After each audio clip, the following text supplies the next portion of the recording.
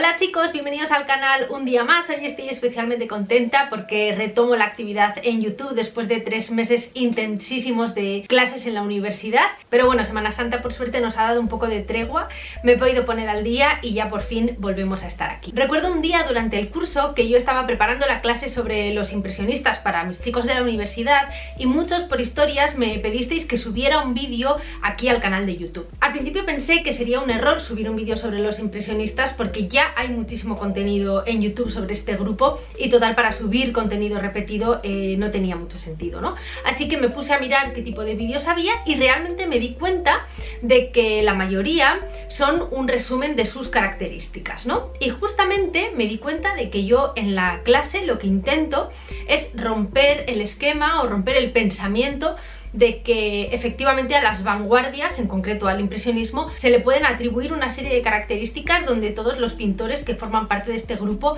las van a cumplir en su obra, ¿no? Yo creo que precisamente ese es el primer error y es como el primer prejuicio que yo quiero que junto con los alumnos tiremos.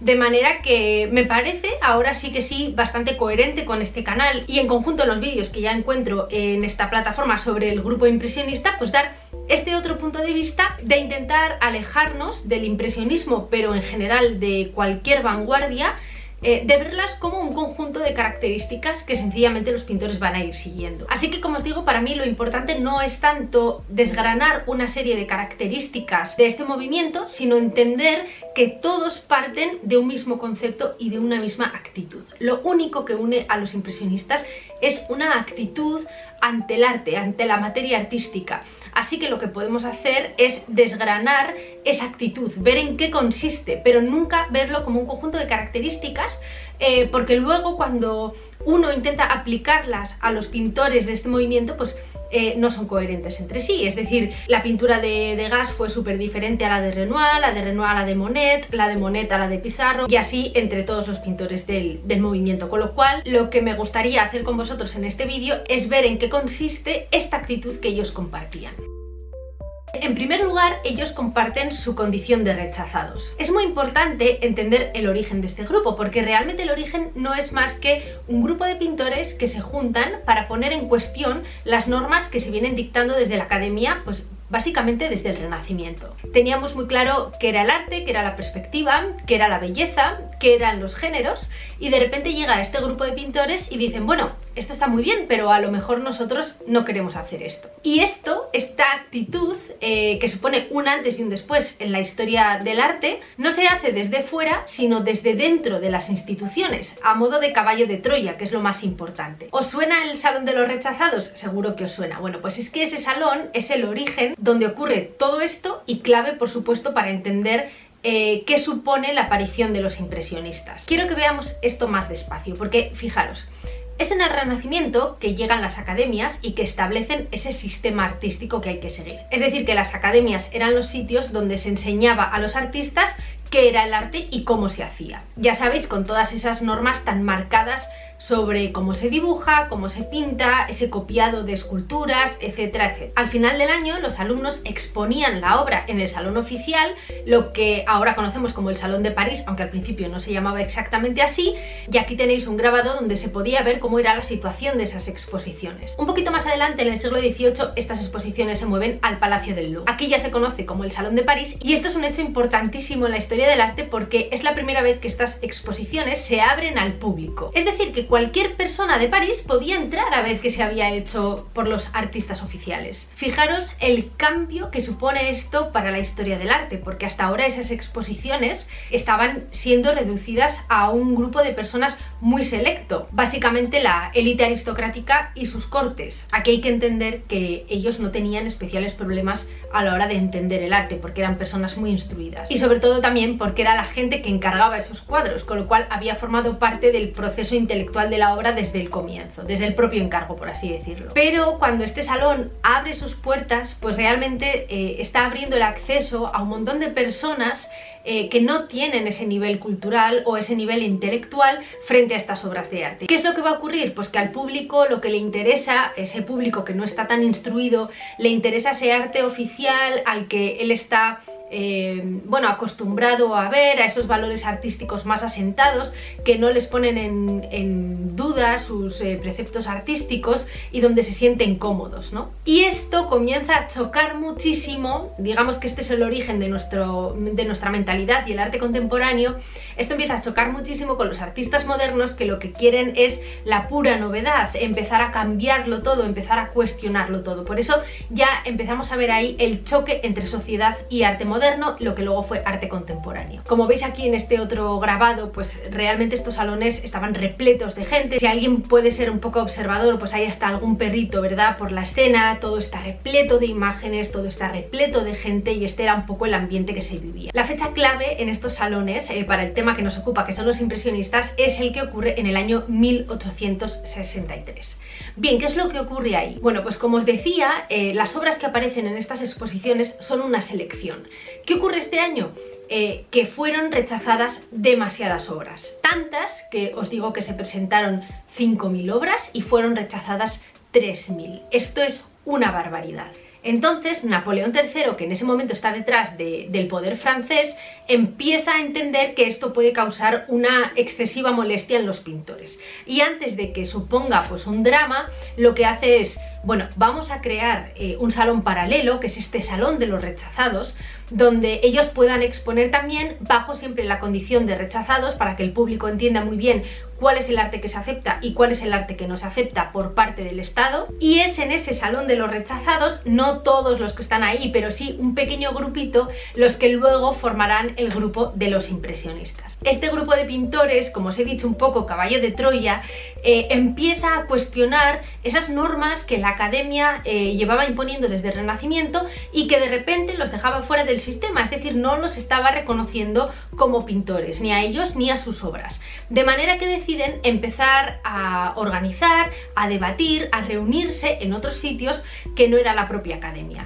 Son famosos en esta época los cafés, esos cafés de intelectuales, donde ellos se juntaban en unos ambientes mucho más bohemios, mucho más modernos, donde estaban permitidas algunas ideas mucho más contemporáneas para hablar sobre qué era para ellos el arte y la pintura. Se discutía mucho, no creáis que era un pasatiempo ni un hobby muy divertido, porque realmente debatían sobre cuestiones artísticas y cada uno defendía, digamos que, bueno, con mucha energía su propia opinión. Contaba un pintor español, Eduardo Arroyo, que vivió en París en la época de las vanguardias, que realmente en estas reuniones los pintores se llegaban a pegar, llegaban a las manos por el hecho de debatir sus propias cuestiones artísticas. Así que podemos concluir que esa condición de rechazado pues está en el origen de esa actitud de los pintores impresionistas. Bien, otra de las ideas que me encuentro más constantemente cuando leo o cuando veo sobre los impresionistas es la consideración de Manet como el primer y más importante pintor impresionista. Bueno, Manet no fue un pintor impresionista. Manet no quiere ser un revolucionario. Él tenía una idea muy concreta sobre el arte, pero él quería exponer en el salón oficial. Él no estaba cómodo con esa condición de rechazado y él intentó constantemente exponer en ese salón oficial. Él quería que su pintura se entendiese dentro de la tradición. Él no quería salir, como sí hizo el grupo impresionista, y montar algo aparte. Es verdad que se llevó muy bien con este grupo, es completamente indudable que fue la inspiración para todos ellos, donde todos ellos se miraron, y sobre todo cómo entendía él el arte es lo que contagió al resto de pintores de ese salón de los rechazados. Pero Manet en ningún momento dejó la academia para unirse a este grupo de pintores. Es verdad que la historia de los impresionistas no puede entenderse sin la figura de Manet, y esto es muy fácil de ver. Es Manet quien en esa exposición de los rechazados expone dos de las obras más importantes de este momento, que son Almuerzo sobre la hierba y La Olimpia. Son estas dos obras, que por supuesto son rechazadas por el salón oficial, y que van a causar una admiración impresionante en este grupo de pintores que se quedan fascinados con la visión que tiene este pintor del arte. Por su parte, el cuadro que representa ese almuerzo campestre representa un grupo de jóvenes estudiantes que se han ido a almorzar al campo pues un día de buen tiempo. Como veis, son dos parejas.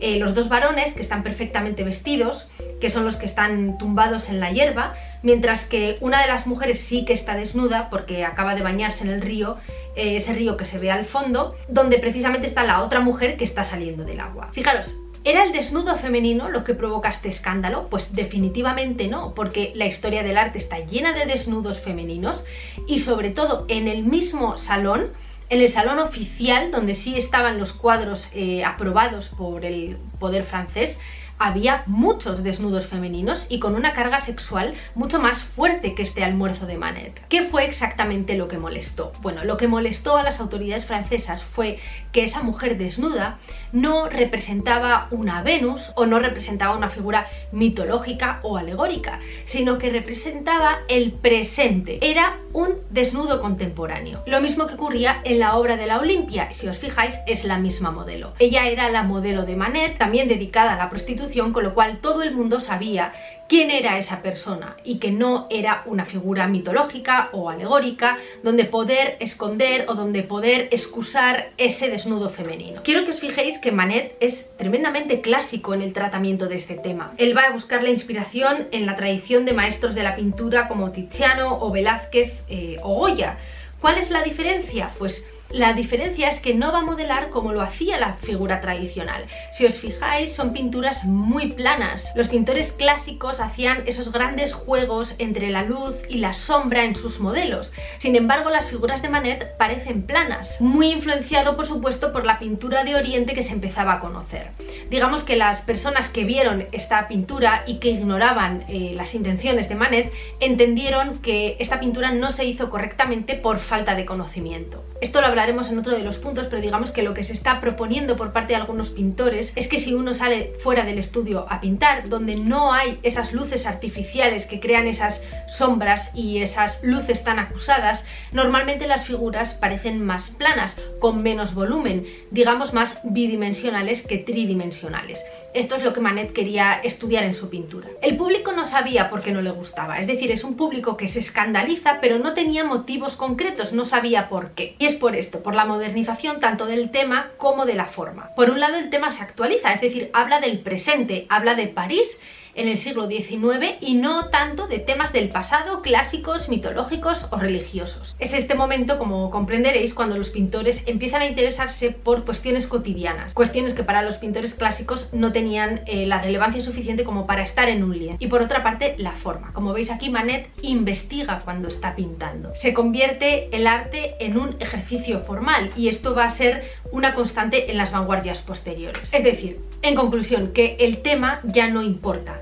Las obras son meras investigaciones del propio pintor. Tercera cuestión que podemos destacar de esta actitud que unía a los impresionistas. Y es que, derivado del anterior, lo importante no era el tema, sino el momento que se pinta. Otro de los pintores muy importantes en este grupo fue Monet, quien coge esas enseñanzas de Manet, esas obras que habían visto en el Salón de los Rechazados que les fascinan, y lo quiere llevar hasta sus últimas consecuencias. Monet es la persona que se encarga de convencer al resto de pintores impresionistas para que abandonen la academia y comiencen a hacer sus investigaciones al aire libre, no dentro de estudios. ¿Qué es lo que les preocupa a los impresionistas? Bueno, una serie de convenciones pictóricas que para ellos ya no tenían ningún tipo de sentido. Ellos veían, según lo que les habían enseñado sus profesores más clásicos en la academia, que el arte tenía como objetivo representar la naturaleza tal y como se ve. Y para ellos esto descansaba en una concepción completamente errónea. Esto suponía que los pintores habían terminado por llevar a espacios en unas condiciones completamente artificiales objetos e incluso modelos que representaban a hombres o a mujeres para ser pintados.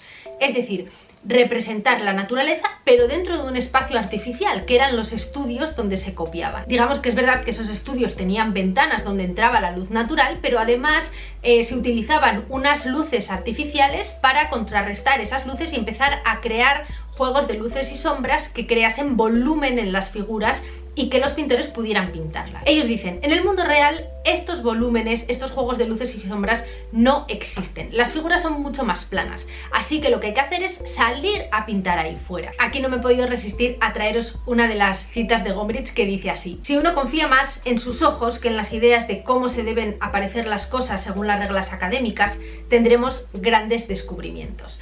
Esto es lo que están intentando hacer los impresionistas, olvidarse de todo aquello que les han dicho sus maestros y aprender a mirar el mundo con sus propios ojos. A mí me han dicho que el cuerpo de un hombre se pinta así, se dibuja así, un bodegón así, pero ahora lo que ellos intentan hacer es salir a la realidad para ver, para descubrir cómo realmente son esos objetos. Es decir, pintar la realidad no como la conocemos, sino directamente como la vemos. Esto es algo súper importante para entender la obra de los impresionistas. Y fijaos, porque la mayor crítica que les van a hacer es que no acababan sus cuadros, que parecía que estaban sin terminar. Pero es que fijaros que para los impresionistas precisamente el reto estaba ahí, no en pintar dentro de un estudio con las condiciones perfectamente controladas, con todo el tiempo del mundo, sino salir al mundo a pintar con la rapidez que precisa el paso del tiempo, es decir, las condiciones de luz que van cambiando a cada momento y que había que terminar ese cuadro mucho más rápido de lo habitual. Así que, como os digo, Monet impulsa a todos sus amigos no solo a salir de la academia,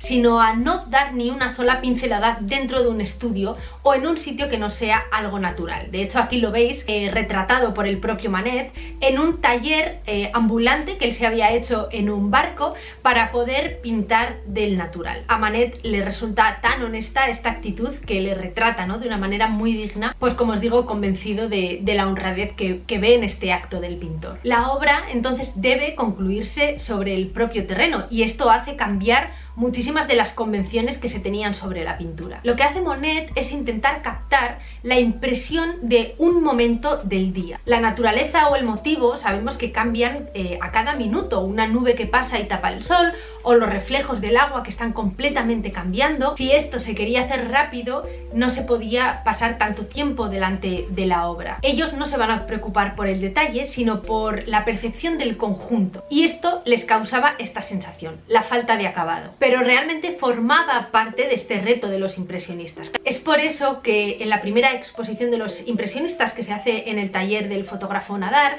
la propia crítica se va a enfurecer muchísimo con este aspecto inacabado de las obras, como pintados con una escoba. Y precisamente es un crítico de este momento muy famoso que, ante uno de los cuadros de Monet, que se llamaba Impresión Sol Naciente, que es un amanecer maravilloso donde el verdadero protagonista no es el sol, sino el reflejo del sol en el agua y cómo todo eso va cambiando. Fijaros que las personas son sencillas manchas negras que se intuyen, pero no son para nada los protagonistas. Qué cambio con el arte clásico, donde la persona se representa con total detalle. Y es ese título del cuadro que le permite insultar a este grupo como los impresionistas y que a ellos les va a encantar, ¿no? Y basta que les hayan criticado con ese nombre para que se lo queden como nombre oficial del grupo.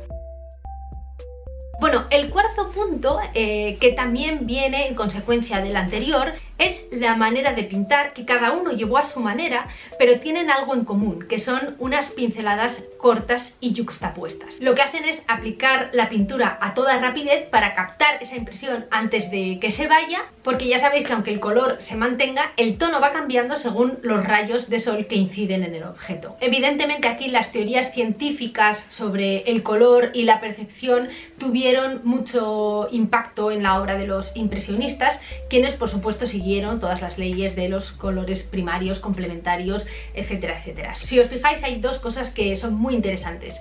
La primera, cómo los colores se aplican directamente al lienzo, es decir, no se mezclan antes en una paleta, que es lo que más o menos uno tiene la idea de lo que hace un pintor cuando pinta, sino que los colores que salen del tubo van directamente al lienzo. ¿Quién está mezclando los colores? Pues aquí es lo verdaderamente interesante. Somos nosotros, los espectadores. Estos cuadros, que es el error que cometía la gente de la época y los críticos del momento, no se ven desde cerca, porque desde cerca solo veremos unas manchas y unos borrones de colores. Estos cuadros se ven alejados. ¿Por qué? Porque son nuestros ojos los que hacen esa tarea que el pintor no ha tenido tiempo, porque tenía que pintar muy rápido, de mezclar los colores. Ya sabéis que los colores no son sino con los que tienen al lado, de manera que si hay dos colores juntos, como por ejemplo el azul y el amarillo, cuando nos alejemos esos colores se van a mezclar en nuestra vista y aparece el verde. Es por eso que estos cuadros hay que mirarlos siempre desde lejos. Y otra cosa interesante que ocurre en estas obras de los impresionistas es que el negro nunca es negro, es decir, no vais a ver el color negro en los cuadros impresionistas, porque las sombras nunca son negras, que es lo que se creía en la pintura tradicional. Por eso en este caso veremos una mezcla de colores, quizá con tonos más intensos, pero nunca el color negro. Eso solo aparece en las condiciones artificiales de un estudio. Aquí os quería traer un ejemplo de Morisot, que fue una de las artistas impresionistas más importantes del momento. Ella tiene una carrera artística muy importante, de hecho con 23 años ya está exponiendo en el Salón Oficial de París, pero luego es ella quien decide acompañar a los impresionistas en esas exposiciones que hacen apartados del Salón Oficial. La incorporación de Morisot al grupo se dio gracias a Manet, que la encuentra en una de las sesiones de copiado del Louvre. Ya sabéis que cuando las mujeres se incorporan al arte en este momento, se les permite, obviamente, no crear obras, pero sí acceder a sesiones de copiado a, pues, por ejemplo, el Museo del Prado o el Museo del Louvre o los museos de arte clásico, donde ellas copiaban a los maestros clásicos. En una de esas visitas que Manet hace al Museo del Louvre, se encuentra a Morisot pintando, le gusta muchísimo su trabajo y comienzan a hablar sobre arte. Y de hecho Manet le pintó en bastantes de sus obras y mantuvieron muchísimos debates pues, sobre lo que era el arte moderno, lo que era la realidad cotidiana, que es lo que solían discutir en el famoso café, que si veis era un lugar vetado para las mujeres, pero ella aparece en este lienzo, por ejemplo. Ella es una de las integrantes de estos debates del café. Así que, como veis, Morisot consigue acercarse a los círculos artísticos del momento y comienza a trasladar su pintura al aire libre. Seguramente os encontréis que en muchos libros de historia del arte esta figura no aparece. Morisot fue delegada por los historiadores del arte como un miembro menor del grupo impresionista. Se cree que por su propia temática, es decir, los lugares propiamente masculinos eran vetados a las mujeres, con lo cual lo que ella representa en su pintura pues son escenas muchas veces domésticas, muchas veces vinculadas a ese mundo de la mujer y los niños, mucho más maternales, que hizo que en temática fueran diferentes a los de sus colegas impresionistas, y por eso fue después que fue relegada, pero es una figura fundamental para entender el movimiento. Aquí tenéis una de sus obras, que es este espejo o la psique. Está en el Museo Thyssen de Madrid y, como veis, ella tenía un verdadero dominio del color blanco. Era una barbaridad cómo ella trataba la luz, la descomponía en muchísimos tonos. Aquí tenéis un detalle de su vestido, o aquí tenéis otro detalle de su sofá. El caso es que ella, como os digo, descompone los colores de una manera magistral, que luego es el ojo el que junta, ¿no? Como hemos dicho, el ojo del espectador, el que junta esos colores y puede percibir la imagen. Os animo desde luego a que conozcáis más obras de esta pintora, porque seguro que os va a encantar.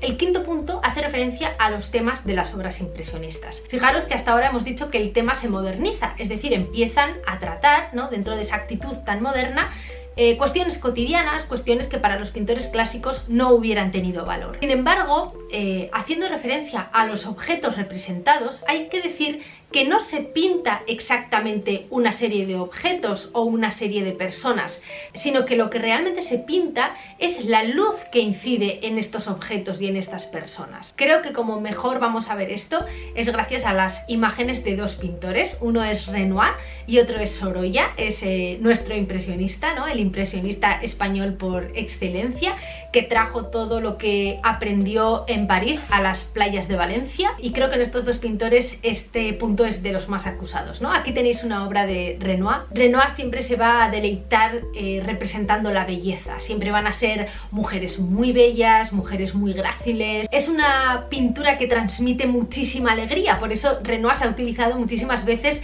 en las tapas de cajas de bombones, de galletas, etcétera, etcétera, ¿no? Porque es una imagen pues muy publicitaria, ¿no?, como muy que comparte esos valores tan positivos. Para él su interés era, o el reto estaba en captar esa luz en la multitud de las personas. Obviamente parecen cuadros abocetados y sin terminar, que no tienen detalle, pero él se va a proponer estos retos. Por ejemplo, elegir rostros donde haya una parte sombreada y una parte con luz, y en general donde las formas se empiezan a disolver bajo esos rayos del sol. Aquí tenéis esta obra titulada El Columpio. Fijaros que el tema, como le pasó a Manet con la Olimpia, es un tema súper clásico. El columpio, por ejemplo, aquí tenéis otro artista que lo trata en el rococó de una manera mucho más delicada, quizá. ¿Veis? Aquí la persona que se está columpiando y que se le salta ese zapatito, ¿verdad? Como mucho más, como os digo, delicada, propia de la sensibilidad del rococó. Y aquí tenéis esta obra de El Columpio de Renoir, donde aparece esta chica de París en un tiempo de ocio, como os digo, siempre los temas traídos al presente, pero donde realmente no le importa ni la chica que se está columpiando ni los hombres que la acompañan, sino la luz que a través de los árboles, a través de las hojas, cae difuminando y seccionando todos los colores y los objetos que están a su encuentro.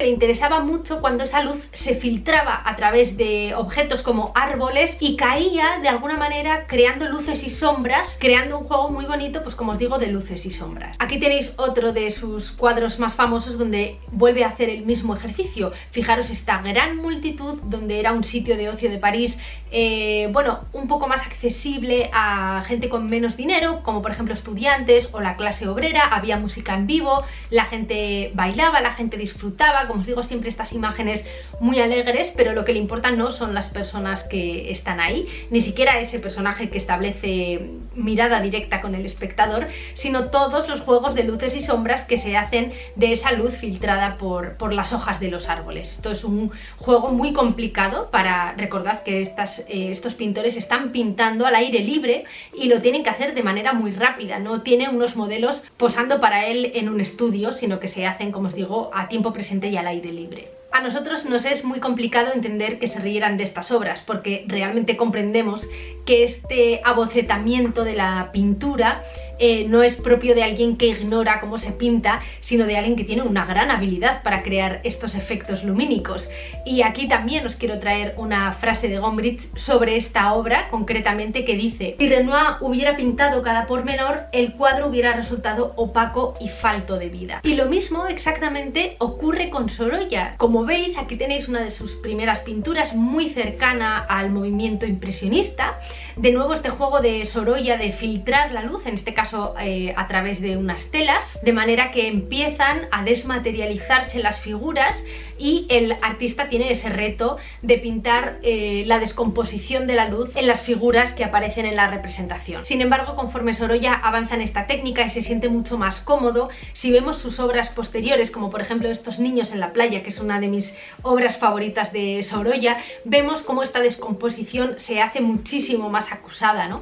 Y la luz ya no incide solo en objetos, sino también, por ejemplo, en superficies transparentes como puede ser el agua. Fijaos lo difícil y lo complicado que tiene que ser pintar arena mojada, ¿no? Y dar esa sensación de húmedo solo con la pintura, ¿no? La maestría de recrear esas texturas, de recrear la espuma del mar, de recrear una superficie mojada, de recrear una superficie húmeda, los rayos del sol directamente sobre todos estos objetos, pero además de una forma muy rápida, con esa pincelada corta, con esa pincelada yuxtapuesta, y en sesiones en vivo. Es decir, sabemos que Sorolla acudía directamente con su maletín de pinturas, con sus lienzos, con sus caballetes, a pintar de una manera muy elegante, además con su traje, esos niños que estaban en la playa. Aquí tenéis otro de los lienzos muy especial también, muy, absolutamente muy moderno, con esa persona que aparece como protagonista y que directamente nos da la espalda al espectador, ¿eh? Podéis ver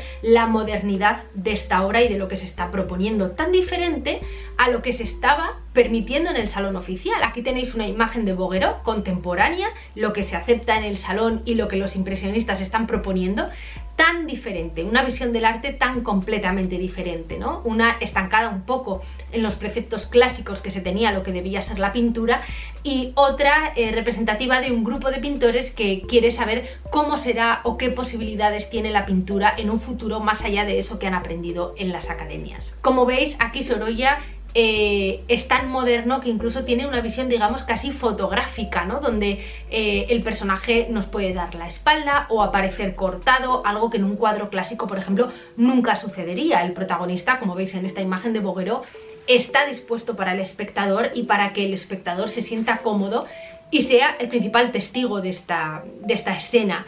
En el caso de Sorolla no, esto es de una modernidad completamente absoluta, y para que veáis realmente la diferencia que hay entre las dos imágenes, ¿no?